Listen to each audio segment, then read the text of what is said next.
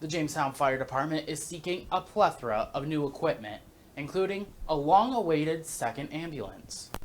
Jamestown lawmakers heard multiple resolutions to enhance the local firefighting crews, including the hiring of 5 new firefighters whose positions were created earlier in the year. Councilman Jeff Russell asked the fire chief if he had trouble finding qualified candidates. Now, the chief did respond by saying, not with this batch of 5, but the 8 FEMA grant personnel might be difficult to hire due to the lack of EMS training in the candidates. Now, while this would not be a problem, they would need to attend the academy for an extra few weeks to become certified. The fire department would also receive much needed radios and bailout equipment paid for by a grant. We don't have any interoperability right now with outside agencies. When mutual aid comes in, we cannot talk to them from the fairgrounds.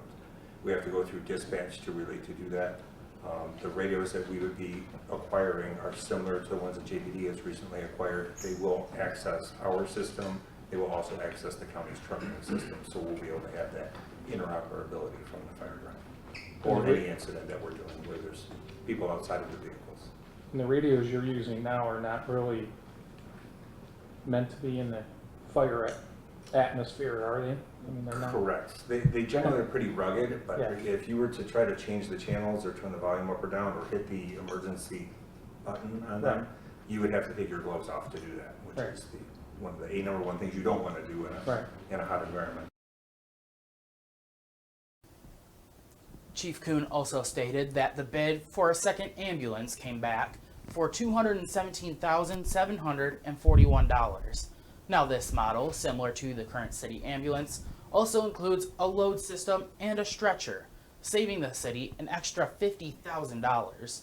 Now, once the city gets the vehicle, they would need to then add striping, extra tires, and radios. The chief expects the new ambulance to be in the Pearl City at around fall. Now, all ordinances did pass the Public Safety and Finance Committees.